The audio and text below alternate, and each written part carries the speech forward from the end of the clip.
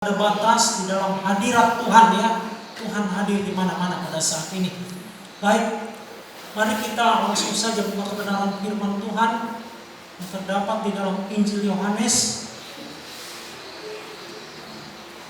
Injil Yohanes pasal yang ke-19. Kita akan baca ayat yang ke-38 sampai dengan ayat 42. Kalau sudah dapat, mari jemaat Tuhan kita bangkit berdiri bersama. Kita akan baca firman Tuhan ini secara bergantian. Baik yang di rumah, kita bangkit berdiri bersama. Kita baca secara bergantian. Saya mulai ayat 38. Yohanes pasal 19 ayat 38 sampai dengan ayat 42. Saya mulai ayat 38, lalu jemaat Tuhan kita bergantian. Sekali lagi, Injil Yohanes pasal 19 ayat 38 sampai dengan ayat 42.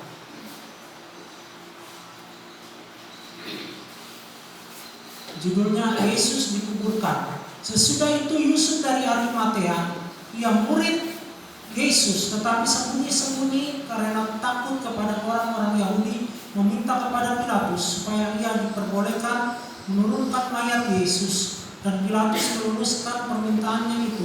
Lalu datanglah ia dan menurunkan mayat itu. Juga Nikodemus datang ke situ. Dialah yang mula-mula datang waktu malam kepada Yesus. Ia membawa campuran minyak dengan minyak garam. Kira-kira 50 kali beratnya.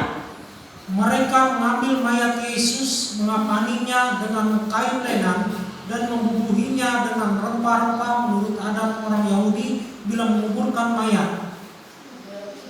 Dekat tempat di mana Yesus disalibkan ada suatu tanah yang dalam tanah itu ada suatu kubur baru yang di dalamnya belum pernah dimakamkan seseorang. Karena hari itu hari persiapan orang Yahudi, sedang kubur itu tidak jauh letaknya, maka mereka meletakkan mayat Yesus ke situ. Silakan duduk. Kita perhatikan di sini bagaimana peristiwa kematian Tuhan Yesus. Di saat peristiwa kematian Tuhan Yesus, para pengikut Tuhan Yesus ada yang ketakutan, bersembunyi, melarikan diri pada waktu Yesus mati di kayu salib, pada waktu Yesus dikubur. Tetapi tidak semua pengikut Yesus yang demikian. Tidak semua pengikut Yesus yang tenggelam dalam ketakutan. Kalau kita lihat di sini ada Yusuf, Arimatea, dan Nikodemus. Kalau kita lihat di sini bahwa Yusuf Arimatea itu dikatakan sudah menjadi pengikut Yesus. Tetapi dia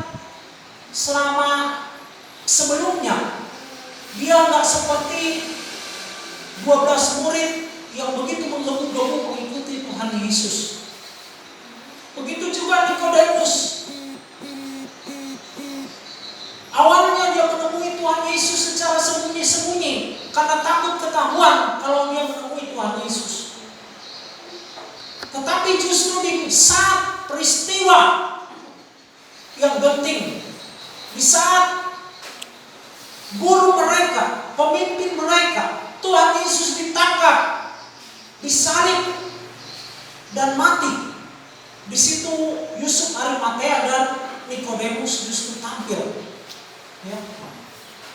Murid-murid yang lain justru sembunyi, bahkan ada yang menyangkal, tidak berani mengaku bahwa mereka pengikut Tuhan Yesus.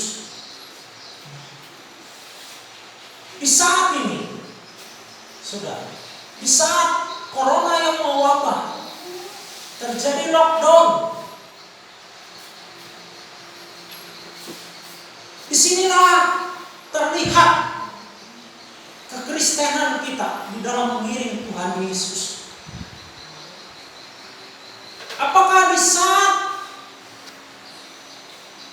corona yang mewabah ini, para pengikut Yesus tetap setia, walaupun mereka harus beribadah di rumah atau mengabaikan ibadah? Wah, kesempatan di rumah gunakan untuk pekerjaan yang lain. Saya gunakan untuk banyak tidur atau cuma menonton TV di rumah, menyaksikan drama, sinetron, atau yang lainnya. Sehingga di rumah tidak beribadah. Tetapi di sini kita perhatikan, di saat terjadi lockdown, kita harus di rumah saja. Bagaimana hubungan kita dengan Tuhan pada saat ini? Saya kasih judul firman Tuhan pada saat ini, yaitu bertumbuh di saat lockdown. Jadi kita bertumbuh di saat wabah corona. Kita perhatikan murid-murid Tuhan Yesus.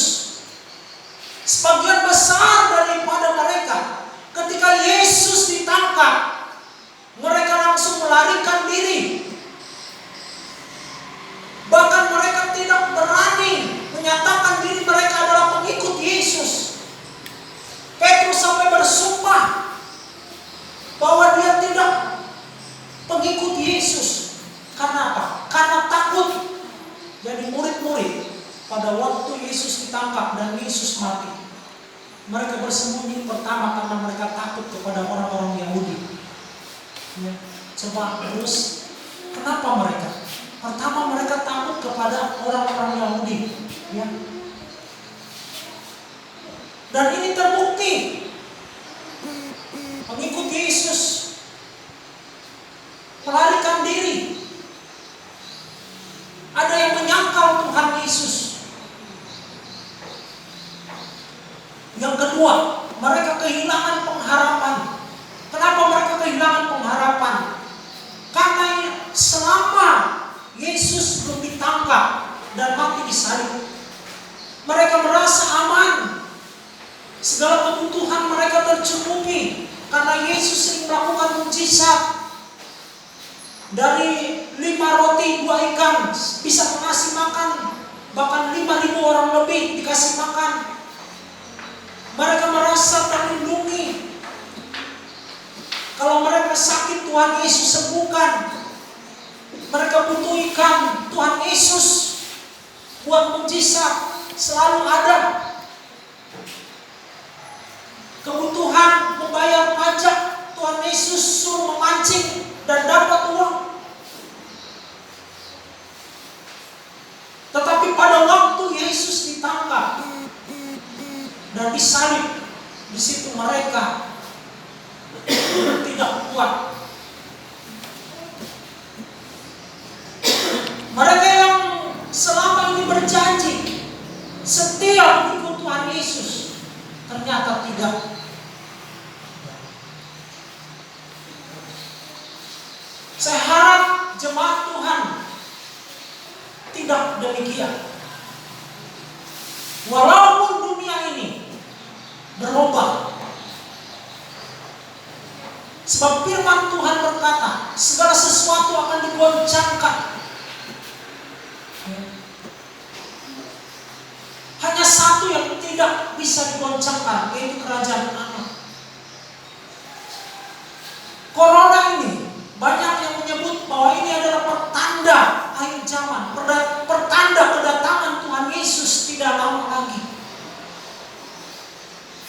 Itu sebab walau orang berdoa supaya corona ini cepat stop, ternyata masih. Kita orang percaya harus sadar bahwa kita sekarang hidup di akhir zaman. Ya. Bahwa apa yang Tuhan Yesus katakan itu harus digenapi. Bahwa di akhir zaman menjelang kedatangan Tuhan Yesus harus terjadi peperangan di sana sini. Harus terjadi kelaparan di sana sini. Harus terjadi penyakit sampar, penyakit menular di sana sini. Dan sudah 200 negara lebih yang terjangkit oleh corona ini. Saudara, ini adalah pengenapan daripada firman Tuhan. Enggak. Dunia ini bukan tambah baik, tapi dunia ini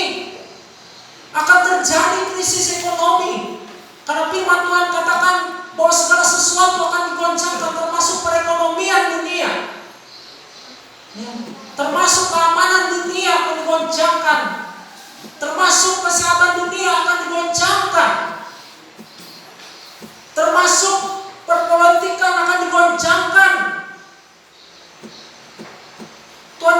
Firman Tuhan berkata semua kerajaan akan digoncangkan. Hanya satu kerajaan yang tidak tergoyahkan, tergoncangkan, yaitu kerajaan Allah. Sebab Tuhan menyuruh kita senantiasa carilah dahulu kerajaan Allah dalam hidup ini. Nah, karena apa? Dunia ini akan berubah. Firman Tuhan berkata, biarpun gunung-gunung beranjak dan segala bukit-bukit bergoyang, tetapi kasih setiaku tidak akan pernah beranjak daripadamu, dan perjanjian damaiku tidak akan berubah. Dengan kita harapkan bahwa akan ada perbedaan antara orang yang sungguh-sungguh beribadah kepada Tuhan dengan tidak. Bagaimana sikap kita di akhir zaman ini?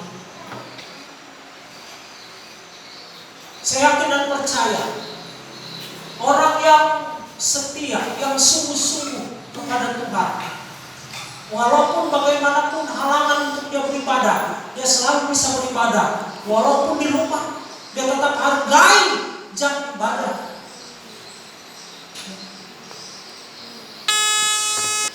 Di sini kita perhatikan bagaimana Yusuf Arimatea dan Nikodemus di saat Yesus mati.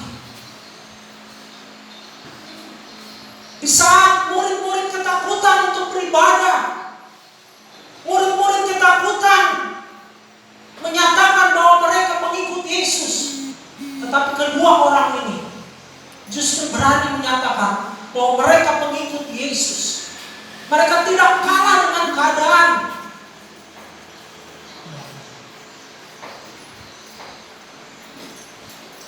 Di saat lockdown, mereka tidak kalah dengan keadaan lockdown. Mereka tampil dan berhikmat, saudara. Mereka izin untuk menghadap Pilatus, meminta mayat Tuhan Yesus. Kita juga harus berhikmat saat pandemi corona ini. Jaga kesehatan baik, hindari perkumpulan banyak orang. Tetapi kita harus tetap beribadah walaupun dari rumah. Ya. Atau yang hadir tidak banyak, jaga jarak.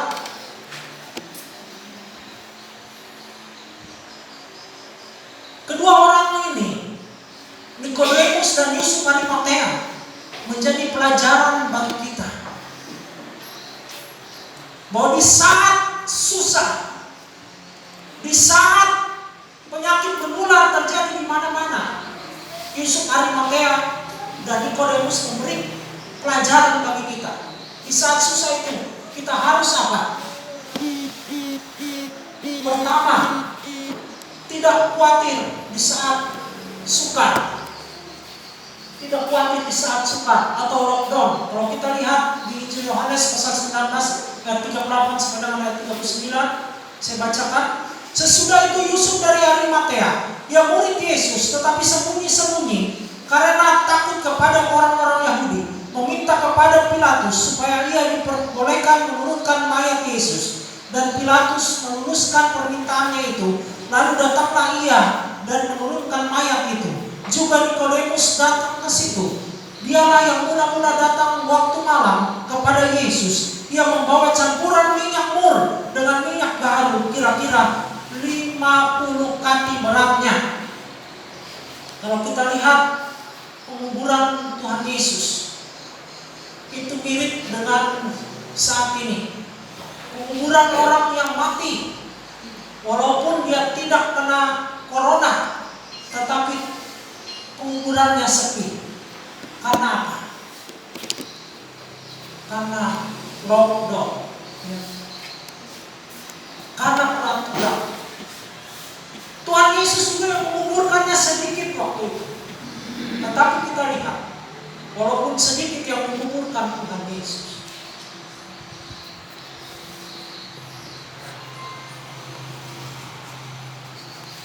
Kalau kita perhatikan di sini, Nikodemus dan Yusuf Arimatea, mereka tidak khawatir, mereka tidak takut tentang keadaan yang berbahaya pada waktu itu. Mereka terus melakukan kehendak Tuhan. Mereka terus beribadah. Yusuf Arimatea meminta mayat Tuhan Yesus kepada Pilatus supaya dia bisa menguburkan mayat itu, mengurus mayat itu.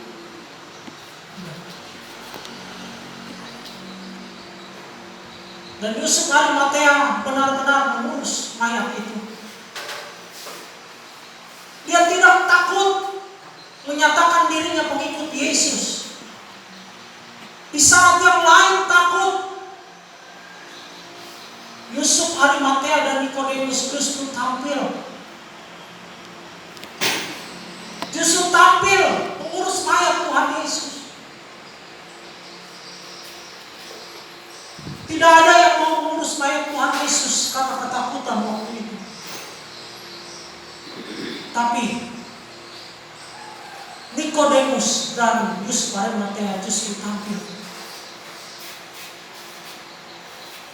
Saudara, apa yang membuat kita takut pada saat ini? Apa yang membuat kita khawatir pada saat ini? Mungkin kita bisa khawatir tentang pekerjaan kita, karena corona ini mengakibatkan orang tidak bisa kerja, mengakibatkan penghasilan berkurang.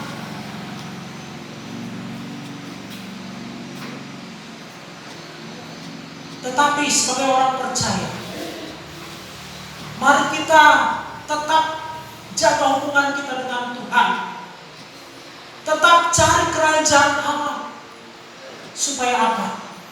Tuhan mencukupi apa yang menjadi kebutuhan kita.